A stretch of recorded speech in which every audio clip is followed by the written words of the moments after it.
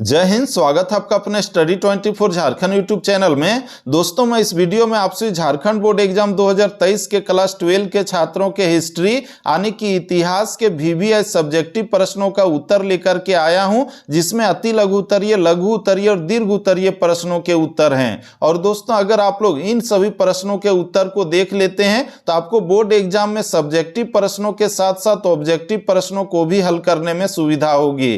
तो दोस्तों, चलिए हम लोग आगे बढ़ते हैं और यहां पर आपका जितना भी VVI सब्जेक्टिव प्रश्न है उसके उत्तर को देखते हैं। और दोस्तों, इसमें सबसे पहले आपका दिया गया अति लघु उत्तरीय प्रश्न, जिसमें कुल मिलाकर के 7 प्रश्न दिए गए हैं, लेकिन आपको बोर्ड एग्जाम में केवल और केवल 5 प्रश्नों का ही उत्तर लिखना है। और पांचों प्रश्न आपका 2-2 नंबर का, यानी कि कुल मिलाकर के 10 नंबर आपका अति लघु उत्तरीय प्रश्न से रहेंगे। और दोस्तों, यहां पर आपका जो पहला अति लघु उत्तरीय प्रश्न है वह है कि कार्बन 14 विधि क्या है। और इसका उत्तर होगा कि तिथि निर्धारण की वैज्ञानिक विधि को कार्बन 14 विधि कहा जाता है। और इस विधि की खोज अमेरिका के प्रख्यात रसायन शास्त्री BF लीवी द्वारा 1946 ईस्वी में की गई थी। तो इस तरह से हम लोगों ने पहले प्रश्न के उत्तर को देखा। इसका दूसरा प्रश्न है कि मौर्य प्रशासन को कितने भागों में बांटा जा सकता है। दोस्तों, ये जो मौर्य साम्राज्य है इसकी स्थापना चंद्रगुप्त मौर्य ने की थी, तो इसके प्रशासन को कितने भागों में बांटा जा सकता है। तो इसका उत्तर हम लोग लिखेंगे कि मौर्य प्रशासन को 4 भागों में बांटा जा सकता है: केंद्रीय शासन, प्रांतीय शासन, नगर शासन और ग्राम शासन। तो इस तरह से हम लोगों ने दूसरे प्रश्न के उत्तर को भी देखा। इसका तीसरा प्रश्न है कि त्रिपिटक के बारे में आप क्या जानते हैं। ये बहुत ही VVI प्रश्न है और इसका उत्तर हम लोग लिखेंगे कि त्रिपिटक का शाब्दिक अर्थ है 3 टोकरियां जिसमें कि पुस्तकें रखी जाती है। और बुद्ध की मृत्यु के बाद उनके शिष्यों ने उनकी शिक्षाओं का संकलन 3 पिटकों विनय पिटक, सुप्त पिटक, अभिधव पिटक में किया था। इसे ही त्रिपिटक के नाम से जाना जाता है। इसका चौथा प्रश्न है कि प्रारूप समिति का गठन कब किया गया था। तो दोस्तों, प्रारूप समिति का गठन जो है भारत के संविधान के निर्माण के दौरान प्रारूप तैयार करने के लिए किया गया था। और इसका गठन 29 अगस्त 1947 ईस्वी को किया गया था। तो इस तरह से हम लोगों ने इस प्रश्न के उत्तर को भी देख लिया। इसका दोस्तों हम लोग आगे बढ़े तो आगे आपका 5वां प्रश्न है, जिसमें दिया गया कि जालियांवाला बाग हत्याकांड कब और कहां पर हुआ था। तो दोस्तों, जालियांवाला बाग हत्याकांड 13 अप्रैल 1919 ईस्वी को बैसाखी पर्व के दिन पंजाब के अमृतसर में हुआ था, जहां पर जनरल डायर ने गोली चलाने का आदेश दिया था। इसका छठा प्रश्न है कि अस्थाई बंदोबस्त से आप क्या समझते हैं। तो इसका उत्तर होगा कि बंगाल में अस्थाई बंदोबस्त 1793 ईस्वी में लागू किया गया था और इस व्यवस्था में भूमि जमींदारों को अस्थाई रूप से दे दी गई थी। दोस्तों, ये जो अस्थाई बंदोबस्त व्यवस्था है इसका प्रारंभ किसने किया था, आप लोग कॉमेंट में जरूर बताइएगा। इसका दोस्तों हम लोग आगे बढ़े तो आगे आपका 7वां प्रश्न है, जिसमें पूछा गया कि भारत का संविधान कब लागू किया गया था। तो ये बहुत ही आसान प्रश्न है और इसका उत्तर होगा कि भारत का संविधान 26 जनवरी 1950 ईस्वी को लागू किया गया था, जिस दिन से हम लोग गणतंत्र दिवस मनाते आ रहे हैं 26 जनवरी को। दोस्तों, इसके बाद हम लोग आगे बढ़ें तो आगे आपका लघु उत्तरीय प्रश्न दिया गया है और यहां पर आपका कुल मिलाकर के 7 लघु उत्तरीय प्रश्न है, लेकिन आपको बोर्ड एग्जाम में केवल 5 प्रश्नों का ही उत्तर लिखना है। और पांचों प्रश्न आपका 3-3 नंबर का होगा, यानी कि कुल मिलाकर के 15 नंबर आपका लघु उत्तरीय प्रश्नों से रहेंगे। और दोस्तों, यहां पर आपका जो पहला लघु उत्तरीय प्रश्न है, यानी कि 8वां प्रश्न है कि गांधार कला की विशेषताओं का उल्लेख कीजिए। तो इसका उत्तर हम लोग लिखेंगे कि गांधार कला की विशेषताएं निम्नलिखित हैं। और दोस्तों, इसका जो उत्तर है मैंने यहां पर पॉइंट वाइज बनाया है। आप लोग भी बोर्ड एग्जाम में ठीक इसी तरह से पॉइंट दे दे करके लघु उत्तरीय और दीर्घ उत्तरीय प्रश्नों का उत्तर लिखिएगा। वैसा लिखने से आप लोगों को बोर्ड एग्जाम में बहुत ज्यादा नंबर मिलेगा। और दोस्तों, यहां पर इस प्रश्न का जो पहला पॉइंट है वह है कि मानव शरीर के यथार्थ चित्रण की ओर विशेष ध्यान दिया गया है। ये जो गांधार कला है इसमें ये विशेष ध्यान दिया गया है और इनमें मानव शरीर की सुंदर रचना एवं मांसपेशियों की सूक्ष्मता परिलक्षित होती है और मूंछों एवं लहरदार बालों का भी अत्यंत सूक्ष्म ढंग से प्रदर्शन हुआ है। तो ये पहली विशेषता है। इसके बाद हम लोग आगे बढ़े तो दूसरी विशेषता है कि बुद्ध की वेशभूषा यूनानी है और उनके पैरों में जूते दिखाए गए हैं और प्रभा मंडल सादा तथा अलंकरण रहित है। इस तरह से हम लोगों ने दूसरे पॉइंट को देखा। इसका तीसरा पॉइंट है कि शरीर से अत्यंत सटे अंग प्रत्यंग दिखाने वाले पारदर्शी वस्त्रों का अंकन हुआ है, जिसमें सलवटें तक स्पष्ट देखी जा सकती हैं। दोस्तों ये जो सलवटें हैं, सलवटें का मतलब क्या होता है? इसका मतलब होता है रेखाएं। इसका दोस्तों आपका जो चौथा पॉइंट है वह है कि अनुपम नक्काशी भी इस शैली की विशेषता है। तो दोस्तों इस तरह से हम लोगों ने इस प्रश्न के उत्तर को देख लिया, जिसमें पूछा गया था कि गांधार कला की विशेषताओं का उल्लेख कीजिए। इसका दोस्तों हम लोग आगे बढ़ें तो आगे आपका 9वां प्रश्न दिया गया है, जिसमें पूछा गया है कि जैन धर्म के त्रिरत्न के बारे में आप क्या जानते हैं? जैन धर्म के त्रिरत्न के बारे में आप क्या जानते हैं? तो इसका उत्तर हम लोग लिखेंगे कि त्रिरत्न, महावीर स्वामी ने कर्म फल से छुटकारा पाने के लिए त्रिरत्नों को अपनाने पर बल दिया है। और ये त्रिरत्न कौन कौन से हैं? पहला रत्न है सम्यक ज्ञान, और इसमें लिखना है कि सच्चा एवं पूर्ण ज्ञान का होना ही सम्यक ज्ञान है। इसका दूसरा रत्न है सम्यक दर्शन, और इसमें लिखना है कि सत्य में विश्वास एवं अर्थार्थ ज्ञान के प्रति श्रद्धा ही सम्यक दर्शन है। इसका तीसरा जो रत्न है वो है कि सम्यक आचरण, और इसमें लिखना है कि सच्चा आचरण एवं सांसारिक विषयों से उत्पन्न सुख दुख के प्रति संभाव ही सम्यक आचरण है। तो दोस्तों इस तरह से हम लोगों ने 9वें प्रश्न के उत्तर को भी देख लिया। इसका दोस्तों हम लोग आगे बढ़े तो आगे आपका 10वां प्रश्न है, जिसमें पूछा गया है कि अकबर की धार्मिक नीति की विवेचना करें। अकबर महान की धार्मिक नीति की विवेचना करें। तो इसका उत्तर हम लोग लिखेंगे कि अकबर ने धार्मिक सहिष्णुता की नीति अपनाई, और 1562 ईस्वी में अकबर ने युद्ध बंदियों को दास बनाने की प्रथा पर रोक लगाई, यानी कि दास प्रथा पर रोक इसने लगाया। इसके बाद आगे कि 1563 ईस्वी में अकबर ने तीर्थ यात्रा कर बंद कर दिया, और दार्शनिक व धार्मिक प्रश्नों पर वाद विवाद करने के लिए अकबर ने फतेहपुर सीकरी में, इसके बाद हम लोग आगे बढ़ें तो आगे इसमें दिया गया कि 1575 ईस्वी में इबादत खाना का निर्माण कराया। इसके बाद आगे इसमें लिखा गया है कि यहाँ शेख अब्दुल नबी एवं अब्दुल्ला सुल्तानपुरी के मध्य होने वाले अशोभनीय झगड़ों को देखकर 1579 ईस्वी में अकबर ने मजहर की घोषणा की, और आगे इसमें दिया गया है कि इसके द्वारा किसी भी विवाद पर अकबर की राय ही अंतिम राय होगी। इसके बाद आगे इसमें लिखना है कि अकबर ने अपना ज्ञान बढ़ाने के लिए विभिन्न धर्मों के विद्वानों से उनके धर्म की जानकारी ली। दोस्तों यहाँ पर एक शब्द था मजहर। मजहर क्या होता है आप लोग कमेंट बॉक्स पर जरूर बताइएगा। इसका दोस्तों हम लोग आगे बढ़े तो आगे आपका 11वां प्रश्न है, जिसमें पूछा गया है कि मीराबाई पर संक्षिप्त टिप्पणी लिखे, यानी कि मीराबाई के बारे में आपको यहाँ पर लिखना है। और दोस्तों इसका जो उत्तर है बहुत ही अच्छे ढंग से आपके लिए मैंने तैयार किया है, और इसका उत्तर होगा मीराबाई 1498 से 1573 ईस्वी तक इसका जो जन्म काल है वो दिया गया है।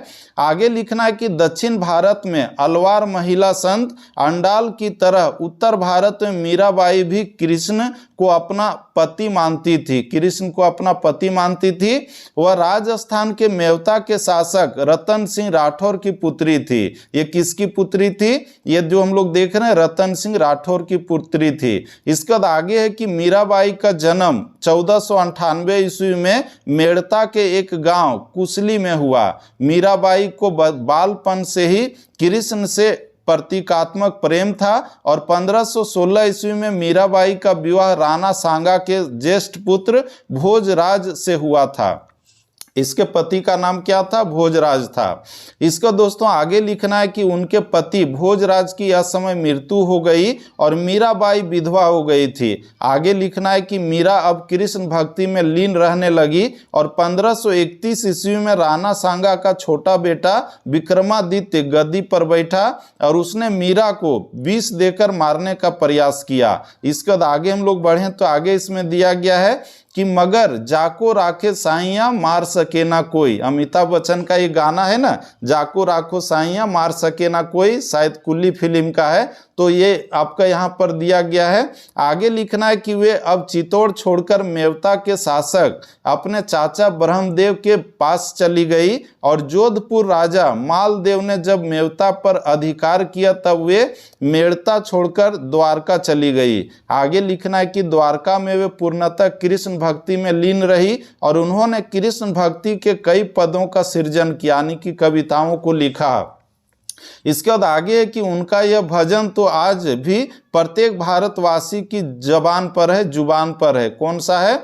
तो मेरे तो गिरधर गोपाल दूसरा ना कोई, जाके सिर मोर मुकुट मेरो पति सोई। तो दोस्तों इस तरह से आपका जो ये प्रश्न था जिसमें पूछा गया था कि मीराबाई पर संक्षिप्त टिप्पणी लिखें, तो ये मीराबाई के बारे में पूरा जो है विवरण दिया गया था कि उसका जन्म कब हुआ और उसको किस ढंग से संघर्षों का सामना करना पड़ा और उसने किस ढंग से कृष्ण भक्ति में अपने आप को लीन कर लिया। दोस्तों इसके बाद हम लोग आगे बढ़े तो 12वां प्रश्न है कि रेहला पर एक संक्षिप्त टिप्पणी लिखिए, यानी कि ये रेहला क्या है, इस पर संक्षिप्त टिप्पणी लिखना है। और इसका उत्तर हम लोगों को लिखना है कि मोरक्को का एक प्रसिद्ध यात्री इब्न बतूता खाना बदोश जाति का होने के कारण बहुत घुमक्कड़ था। ये जो हम लोग देख रहे हैं इब्न बतूता बहुत घुमक्कड़ था, इस देश से उस देश में घूमता रहता था।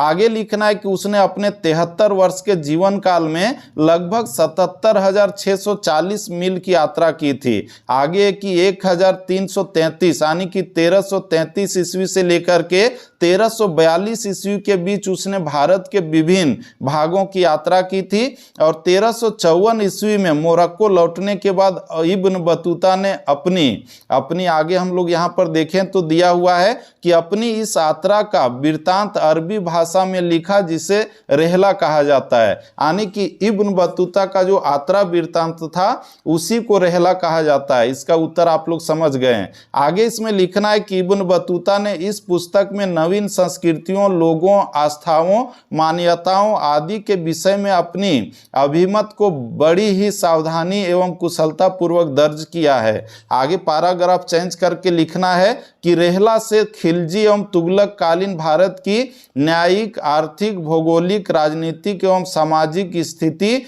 डाक, सड़क तथा गुप्तचर व्यवस्था, कला एवं स्थापत्य, कूटनीति तथा दरबारी षड्यंत्रों एवं तत्वजुगीन लोगों के आचार विचार की तथ्य परक व निष्पक्ष जानकारी मिलती है। तो ये जो हम लोगों ने देखा, ये जो रेहला है ये इब्न बतूता का जो यात्रा वृत्तांत है उस किताब का नाम है, या फिर क्या कि यात्रा वृत्तांत का नाम है। और इस यात्रा वृत्तांत से इन सारे चीज़ों की जानकारी अभी हम लोग ले सकते हैं। दोस्तों इसके बाद हम लोग आगे बढ़े तो आगे आपका 13वां प्रश्न है कि 1857 की क्रांति के प्रभाव पर प्रकाश डालिए, यानी कि भारत का जो प्रथम स्वतंत्रता आंदोलन 1857 ईस्वी में हुआ था जिसका नेतृत्व बहादुर शाह जफर, झांसी की रानी तात्या टोपे, साथ ही साथ नाना साहब, कुंवर सिंह इत्यादि ने किया था। तो इस क्रांति का क्या प्रभाव पड़ा या फिर क्या परिणाम निकला, तो इसका उत्तर हम लोगों को लिखना है। और इसका उत्तर हम लोग लिखेंगे कि भारत में ईस्ट इंडिया कंपनी के शासन का अंत हो गया। भारत में जो है ईस्ट इंडिया कंपनी का शासन खत्म हो गया और अब भारत का शासन इंग्लैंड के ताज ने ग्रहण कर लिया, यानी कि राजा या रानी का शासन यहाँ पर चलने लगा। दोस्तों आगे इसमें लिखना है कि 1858 ईस्वी में महारानी विक्टोरिया की घोषणा के अनुसार क्षेत्रों के सीमा विस्तार की नीति समाप्त कर दी गई और अब प्रादेशिक विस्तार के स्थान पर आर्थिक शोषण का युग प्रारंभ हुआ। आगे लिखना है कि अंग्रेजों ने हिंदू मुस्लिम एकता तोड़ने के लिए फूट डालो एवं राज करो की नीति अपनाई 1857 क्रांति के बाद, और मुस्लिमों को बहुत अधिक सजा दी गई थी और हिंदू और मुसलमानों को अलग अलग करने का कोशिश किया गया था। दोस्तों आगे इसमें दिया गया है कि 1858 से 1872 तक अंग्रेजों ने हिंदू समर्थक एवं मुस्लिम विरोधी नीति अपनाई, यानी कि हिंदुओं के साथ अच्छा व्यवहार किया, मुस्लिमों के साथ अच्छा व्यवहार नहीं किया। आगे इसमें लिखना है कि 1872 ईस्वी के पश्चात इन्होंने मुस्लिम समर्थक एवं हिंदू विरोधी नीति अपनाई। तो दोस्तों इस तरह से हम लोगों ने 13वें प्रश्न के उत्तर को देख लिया जिसमें पूछा गया था कि 1857 ईस्वी की क्रांति के प्रभाव पर प्रकाश डालिए। तो इसका ये उत्तर होगा। दोस्तों इसके बाद हम लोग आगे बढ़ें तो आगे आपका 14वां प्रश्न है, जिसमें पूछा गया कि चंपारण सत्याग्रह के क्या कारण थे। यानी कि भारत में महात्मा गांधी ने अपना जो सत्याग्रह का पहला प्रयोग चंपारण में किया था, तो इस सत्याग्रह का क्या कारण था। तो इसका उत्तर हम लोग लिखेंगे कि चंपारण का मामला महात्मा गांधी के सामने आया और 19वीं सदी के प्रारंभ में गोरे बागान मालिकों ने किसानों से एक अनुबंध किया था, जिसके अनुसार किसानों को अपनी जमीन के 3/20वें हिस्से में नील की खेती करना अनिवार्य था। यानी कि मान लीजिए कि आपका 20 डिसमिल जमीन है, तो उसमें 3 डिसमिल पर नील की खेती करना अनिवार्य कर दिया था अंग्रेजों ने इस अनुबंध के आधार पर, और इसे कहा जाता था 3 कठिया या कठिया पद्धति। आगे इसमें लिखना है कि किसान इस अनुबंध से मुक्त होना चाहते थे और 1917 में चंपारण के राजकुमार शुक्ल के अनुरोध पर गांधी जी चंपारण पहुंचे थे। किसके अनुरोध पर पहुंचे थे? तो राजकुमार शुक्ल के अनुरोध पर महात्मा गांधी जो है अपने सत्याग्रह का पहला प्रयोग के लिए चंपारण यानी कि बिहार पहुंचे थे। दोस्तों आगे इसमें लिखा हुआ है कि चंपारण पहुंचकर गांधी जी ने समस्याओं को सुना व सही पाया। इसके बाद आगे इसमें दिया गया कि गांधी जी से चंपारण छोड़ने की बात कही गई, लेकिन सत्याग्रही के समान उन्होंने उसे मानने से इनकार कर दिया और गांधी जी के प्रयासों से सरकार यानी कि महात्मा गांधी को अंग्रेजों ने चंपारण छोड़ने का आदेश दिया था, बिहार छोड़ करके जाने के लिए कहा था, लेकिन महात्मा गांधी ने नहीं माना और वहां पर उन्होंने अपने सत्याग्रह का पहला प्रयोग किया था। इसके बाद आगे इसमें दिया गया कि ने चंपारण के किसानों की जांच हेतु एक आयोग नियुक्त किया और अंत में गांधी जी की विजय हुई और आयोग ने 3 कठिया पद्धति को समाप्त कर दिया और अंग्रेजों को अवैध वसूली का 25% वापस करना पड़ा। यह गांधी का सफल सविनय अवज्ञा आंदोलन था। यानी कि महात्मा गांधी ने अपने सत्याग्रह का भारत में जो पहला प्रयोग बिहार के चंपारण में किया वो सफल रहा।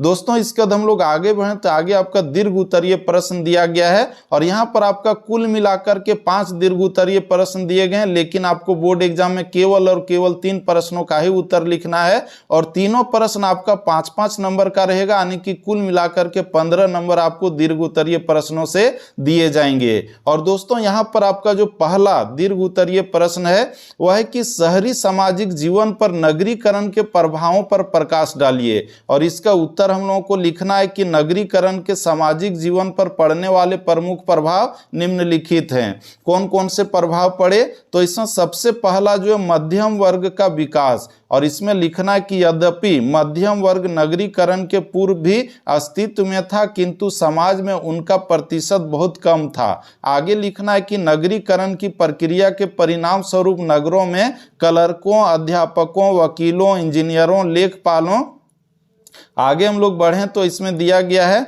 कि मांग बढ़ती जा रही थी। अतः इन कारणों से नगरों में इन वर्गों के लोगों की संख्या में तीव्र वृद्धि हुई। आगे लिखना है कि इन वर्गों के लोग शिक्षित तथा बौद्धिक रूप से जागृत होते थे और इन वर्गों के सम्मिलित नगरों में एक मध्यम वर्ग या मध्य वर्ग का विकास हुआ।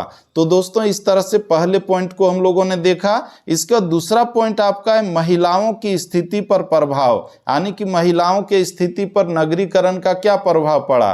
तो इसका उत्तर लिखना है कि नगरीकरण का प्रभाव समाज में महिलाओं की स्थिति पर भी पड़ा और अब महिलाओं में भी शिक्षा का प्रसार हुआ। शिक्षित महिलाएं घर की चारदीवारी से निकलकर विभिन्न पेशेवर कार्यों को संपन्न करने लगी। हालांकि समाज का दृष्टिकोण उनके प्रति लंबे समय तक अच्छा नहीं था। इसके बाद हम लोग आगे बढ़ें तो इसमें लिखना है कि स्त्रियों के बढ़ते महत्व के प्रति पुरुष समाज की चिंताओं को काली घाट चित्र में देखा जा सकता है। आगे लिखना है कि जिसे 19वीं शताब्दी के अंतिम दशकों में बनाया गया था। इसको दोस्तों इसमें जो तीसरा पॉइंट लिखना है कि नवीन मजदूर वर्ग का उदय, नगरीकरण से क्या हुआ? मजदूर वर्ग का उदय हुआ था। और इसके बारे में लिखना है कि नगरीकरण की प्रक्रिया में नगरों में बड़े बड़े उद्योगों का विकास हुआ और इन नगरों में काफी बड़ी संख्या में मजदूर रोजगार के लिए एकत्रित होने लगे थे और इस प्रकार नगरों में, इसके बाद हम लोग आगे लिखेंगे कि एक बहुत बड़े मजदूर वर्ग का उदय हुआ तथा विकास हुआ। आगे इसमें लिखना है कि शहरों में उनके निवास तथा खान पान की दशाएं व कार्यस्थल का वातावरण अच्छा नहीं होता था, यानी कि रहने खाने की जो व्यवस्था होती थी मजदूरों की वो अच्छा नहीं होता था। आगे इसमें लिखना है कि इस कारण मजदूरों में अपने स्वामियों के प्रति असंतोष फैलता जा रहा था, यानी कि मालिकों के प्रति मजदूरों का जो नजरिया था वो बदलता जा रहा था। इसको दोस्तों चौथा पॉइंट लिखना है कि अमीरों और गरीबों में खाई का बढ़ना, नगरीकरण के कारण गरीबों और अमीरों के बीच की जो खाई है वो बढ़ने लगी। और इसमें लिखना है कि नगरीकरण की इस प्रक्रिया ने एक और जहां काफी संपन्न उद्योगपति पूंजीपति वर्ग का विकास किया, वहीं दूसरी ओर नगरों में एक ऐसे वर्ग का अस्तित्व भी था जिसे सर्वहारा की श्रेणी में रखा जा सकता था, यानी कि गरीब गुरबा के नाम से जाना जाता है जिसको। इसके बाद आगे लिखना है कि इस वर्ग के पास जीवन यापन के पर्याप्त साधनों का नितांत अभाव था, यानी कि जो मजदूर होते थे, गरीब होते थे नगरों में, उनका जो स्थिति था वो अच्छा नहीं था। तो दोस्तों इस तरह से हम लोगों ने इस प्रश्न के उत्तर को देख लिया जिसमें पूछा गया था कि नगरीकरण का क्या प्रभाव पड़ा था। इसका दोस्तों आपका जो 16वां प्रश्न है वो है कि गोलमेज सम्मेलन क्यों आयोजित किए गए और इनके कार्यों की विवेचना कीजिए, यानी कि गोलमेज सम्मेलन के बारे में पूरा डिटेल से यहाँ पर लिखना है। प्रथम गोलमेज सम्मेलन, द्वितीय गोलमेज सम्मेलन और साथ ही साथ तृतीय गोलमेज सम्मेलन के बारे में। और दोस्तों इसका उत्तर हम लोग लिखेंगे कि ब्रिटिश सरकार ने लंदन में गोलमेज सम्मेलनों का आयोजन शुरू किया।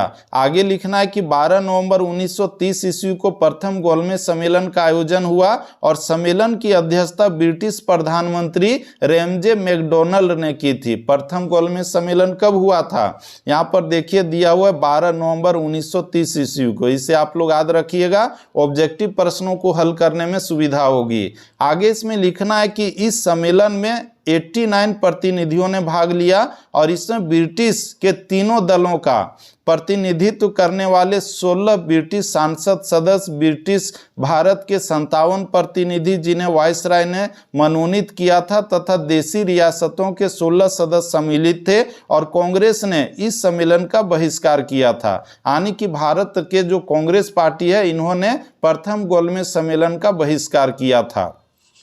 इसके बाद हम लोग आगे बढ़ें तो आगे इसमें दिया गया आपका गांधी इरविन समझौता, जिसमें दिया गया है कि प्रथम गोलमेज सम्मेलन असफल रहा। पहला जो गोलमेज सम्मेलन हुआ था वो असफल रहा और 19 जनवरी 1931 ईस्वी को बिना किसी निर्णय के यह समाप्त कर दिया गया। और यह स्पष्ट हो गया कि कांग्रेस के बिना कोई संवैधानिक निर्णय नहीं लिया जा सकता है और देश में उचित वातावरण बनाने के लिए इरविन ने कांग्रेस से प्रतिबंध हटा दिया तथा गांधी जी तथा अन्य सारे कैदियों को जेल से रिहा कर दिया, यानी कि प्रथम गोलमेज सम्मेलन के समय जो गांधी जी थे वे जेल में थे सविनय अवज्ञा आंदोलन के दौरान। दोस्तों इसके बाद आगे इसमें लिखना है कि अंततः 5 मार्च 1931 को गांधी व इरविन में समझौता हो गया, यानी कि गांधी इरविन समझौता कब हुआ, 5 मार्च 1931 ईस्वी को। इसे भी आप लोग याद रखिएगा। आगे इसमें लिखना है कि इस समझौते की शर्तों में सविनय अवज्ञा आंदोलन को वापस लेना, तटीय क्षेत्रों में नमक उत्पादन की अनुमति देना शामिल था। तो इस तरह से हम लोगों ने यहाँ तक देख लिया। इसके बाद आगे इसमें लिखना है दूसरा गोलमेज सम्मेलन कब से कब हुआ था और इसमें क्या हुआ था। तो इसमें जो पॉइंट हम लोगों को देना है दूसरा गोलमेज सम्मेलन, और इस तरह से बोल्ड कर देना है, हाईलाइट करना है और आगे लिखना है कि इरविन समझौते के तहत दूसरे गोलमेज सम्मेलन में कांग्रेस को भाग लेना था और कांग्रेस की ओर से एकमात्र प्रतिनिधि के रूप में महात्मा गांधी ने इसमें भाग लिया। दूसरे गोलमेज सम्मेलन में महात्मा गांधी ने भाग लिया था। महात्मा गांधी ने दूसरे गोलमेज सम्मेलन में भाग लिया था कांग्रेस पार्टी की ओर से। दोस्तों इसके बाद आगे इसमें लिखना है कि मुस्लिम लीग से मोहम्मद अली जिन्ना ने भाग लिया था। मुस्लिम लीग जिसकी स्थापना 1906 ईस्वी में हुई थी, तो उसके तरफ से मोहम्मद अली जिन्ना जो है लंदन पहुंचे थे दूसरे गोलमेज सम्मेलन में भाग लेने के लिए। आगे इसमें दिया गया कि 7 सितंबर 1931 ईस्वी को दूसरा गोलमेज सम्मेलन प्रारंभ हुआ। दूसरा गोलमेज सम्मेलन कब प्रारंभ हुआ था, 7 सितंबर 1931 ईस्वी को। इसका दोस्तों आगे इसमें लिखना है कि गांधी जी 12 सितंबर को लंदन पहुंचे और विभिन्न दल व वर्ग अपना अपना हित देख रहे थे। कांग्रेस पार्टी है, मुस्लिम लीग है या फिर भीमराव अंबेडकर का जो पार्टी था, वो सभी जो है अपने अपने हित को देख रहे थे, सार्वजनिक हित को नहीं देख रहे थे। इसके बाद आगे है कि गांधी जी ने कहा अन्य सभी दल सांप्रदायिक हैं और कांग्रेस ही केवल सारे भारत और सब हितों के प्रतिनिधित्व का दावा करती है, और इस दावे को 3 पार्टियों ने खुली चुनौती दी। महात्मा गांधी ने जब कहा कि हमारी जो पार्टी है सबसे अच्छी है, बाकी सांप्रदायिक पार्टियां हैं, तो इसको जो 3 पार्टियों ने खुली चुनौती दी थी। किसने किसने?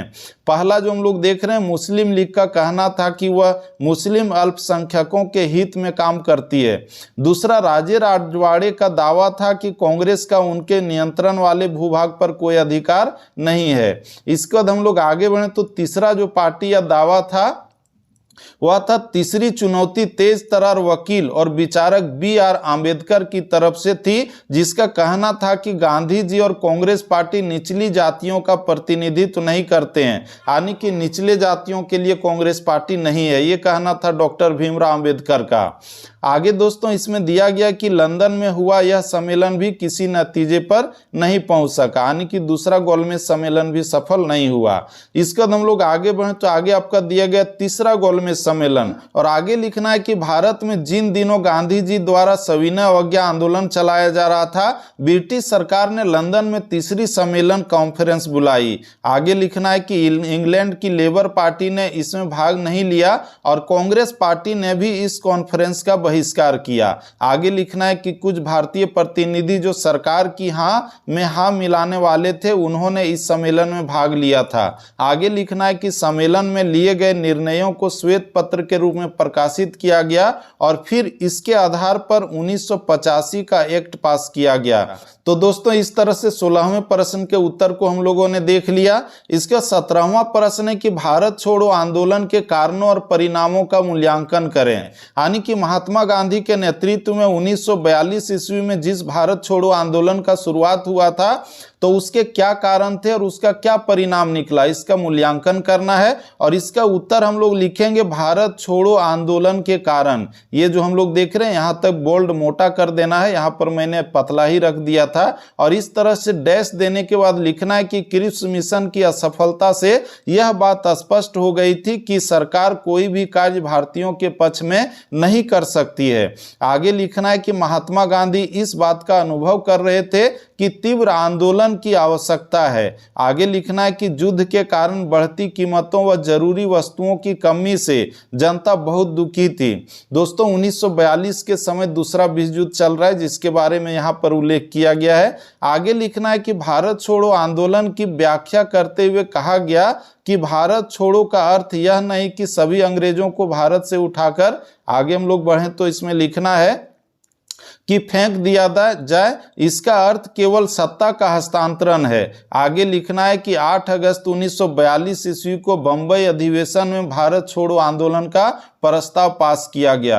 भारत छोड़ो आंदोलन का प्रारंभ कब हुआ? 8 अगस्त 1942 ईस्वी को। इसके बाद आगे दिया गया कि मौलाना आजाद ने चर्चा करते हुए कहा कि हमारे प्रस्ताव का उद्देश्य अंग्रेजों को धमकी देना नहीं, बल्कि उनको नियंत्रित करना है तथा अपनी बात की व्याख्या करना है और अंग्रेजों को सहयोग देना है। आगे की यह बात भी स्पष्ट है कि यदि वे हमारी बात नहीं मानेंगे तो आवश्यक है कि कोई ना कोई घटनाएं अवश्य होगी। आगे हम लोगों को लिखना है भारत छोड़ो आंदोलन के परिणाम। कारण को हम लोगों ने ऊपर में देख लिया, इसके बाद हम लोगों को परिणाम लिखना है इस तरह से। और आगे लिखना है कि भारत छोड़ो आंदोलन या अगस्त क्रांति भारतीय स्वतंत्रता आंदोलन की अंतिम महान लड़ाई थी, जिसने ब्रिटिश शासन की नींव को हिलाकर रख दिया। आगे कि महात्मा गांधी ने कहा, मैं आपको यह मंत्र देता हूं, करो या मरो, डू और डाई, जिसका अर्थ था कि भारत की जनता देश की आज़ादी के लिए हर ढंग का प्रयत्न करें। बस इस बात का ध्यान रखें कि आंदोलन गुप्त एवं हिंसात्मक नहीं हो, मतलब अहिंसात्मक हो। महात्मा गांधी के भाषण पर पटमा भी सीतारमैया ने कहा, वास्तव में गांधी जी उस दिन अवतार और पैगंबर की प्रेरक शक्ति से प्रेरित होकर भाषण दे रहे थे। तो दोस्तों इस तरह से इस प्रश्न के उत्तर को भी हम लोगों ने देख लिया। दोस्तों इसके बाद हम लोग आगे बढ़े तो आपका 18वां प्रश्न है कि आधुनिक भारत के निर्माण में डॉक्टर भीमराव अंबेडकर की देनों का मूल्यांकन करें, यानी कि आधुनिक भारत के निर्माण में डॉक्टर बी.आर. अंबेडकर का क्या योगदान है, पूरा मूल्यांकन करना है। और इसका उत्तर हम लोग लिखेंगे कि डॉक्टर भीमराव अंबेडकर का जन्म 1891 ईस्वी में महाराष्ट्र की एक निम्न जाति में हुआ था और उन्होंने उच्च शिक्षा प्राप्त की थी और बचपन से ही यह एक प्रतिभाशाली छात्र रहे थे और 1923 ईस्वी में उन्होंने बैरिस्ट्री की परीक्षा पास की थी। आगे लिखना है कि निम्न जातियों को संगठित करने तथा उसमें राजनीतिक जागृति लाने का श्रेय डॉक्टर भीमराव अंबेडकर को ही जाता है। आगे लिखना है कि 1924 ईस्वी में उन्होंने बहिष्कृत हितकारिणी सभा की स्थापना की जिसका उद्देश्य अस्पृश्य जातियों के उत्थान के लिए कार्य करना था। दोस्तों इसके बाद आगे हम लोग लिखेंगे कि उन्होंने नागरिक अधिकारों को प्राप्त करने के लिए आंदोलन करने की नीति अपनाई जिससे निम्न जातियां अपने अधिकारों से संघर्ष कर सके और 1942 ईस्वी में डॉक्टर भीमराव अंबेडकर ने अनुसूचित जाति परिसंघ बनाया था। इसके बाद हम लोग आगे बढ़ें तो आगे इसमें लिखना है कि वह हिंदू जाति की रूढ़िवादिता से निराश हो गए थे और उन्होंने अछूतों के उद्धार के लिए कार्य किया और उन्होंने भारतीय संविधान का निर्माण किया तथा अछूतों को समान अधिकार तथा संरक्षण देने की नीति प्रारंभ की। आगे दिया गया कि अछूतों के उद्धार के लिए डॉक्टर भीमराव अंबेडकर ने अनेक कार्य किए और डॉक्टर अंबेडकर न केवल प्रबल देशभक्त थे वरन राष्ट्र की एकता को बनाए रखने के भी वे प्रबल समर्थक थे। इसके बाद आगे लिखना है कि अंबेडकर अपूर्व वैधानिक के धनी थे तथा नेहरू और पटेल आदि कांग्रेसी नेताओं ने उनकी इस प्रतिभा को समझकर उन्हें संविधान सभा की महत्वपूर्ण समिति प्रारूप समिति के अध्यक्ष का पद सौंपा था। आगे लिखना है कि उनके नेतृत्व में देश के लिए एक ऐसे संविधान का निर्माण हुआ जो शांति काल और संकट काल दोनों ही परिस्थितियों में देश की, इसके बाद आगे इसमें दिया गया है कि एकता को बनाए रखने में समर्थ है और अंबेडकर ने भारतीय समाज की समस्त स्थिति को भली भांति समझा था और उन्होंने सामाजिक लोकतंत्र को राजनीतिक लोकतंत्र की पूर्ण शर्त के रूप में प्रतिपादित कर भारत में लोकतंत्र की सार्थक व्याख्या एवं परिकल्पना प्रस्तुत की।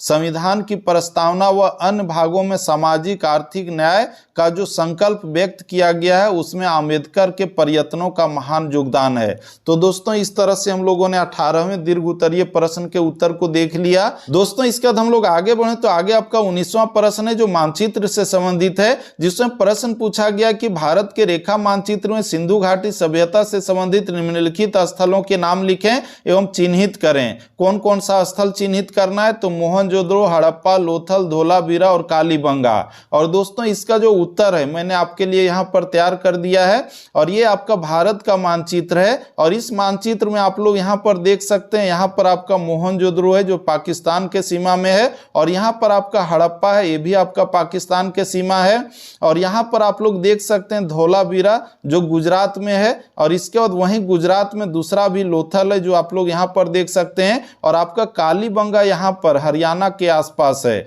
तो दोस्तों इस तरह से आपका जो मानचित्र से संबंधित प्रश्न था उसके उत्तर को भी हम लोगों ने देख लिया। और दोस्तों इस तरह से आज आपसे झारखंड बोर्ड के क्लास 12 के छात्रों के हिस्ट्री के बहुत ही VVI सब्जेक्टिव प्रश्नों का उत्तर था जिसमें अति लघु उत्तरीय, लघु उत्तरीय और दीर्घ उत्तरीय प्रश्न थे। और दोस्तों ठीक इसी तरह से आपके लिए जितने भी सब्जेक्ट हैं हिस्ट्री, ज्योग्राफी, हिंदी इत्यादि के, तो उसके लिए VVI सब्जेक्टिव और ऑब्जेक्टिव प्रश्नों के उत्तर को इस यूट्यूब चैनल के माध्यम से एक एक करके आप सभी छात्रों तक पहुंचा रहा हूं। इसीलिए आप सभी छात्र इस यूट्यूब चैनल को सब्सक्राइब करके इसके नोटिफिकेशन बेल को प्रेस करके रख सकते हैं। और दोस्तों यह वीडियो आपके लिए थोड़ा सा भी हेल्पफुल रहा होगा तो लाइक कीजिए और अपने दोस्तों को भी ज्यादा से ज्यादा शेयर कीजिए और साथ ही साथ आप लोग बताइए कि यह वीडियो आपको कैसा लगा। तो दोस्तों फिर से मिलते हैं हम लोग नेक्स्ट वीडियो में, तब तक के लिए जय हिंद, वंदे मातरम, जय झारखंड, बेस्ट ऑफ लक।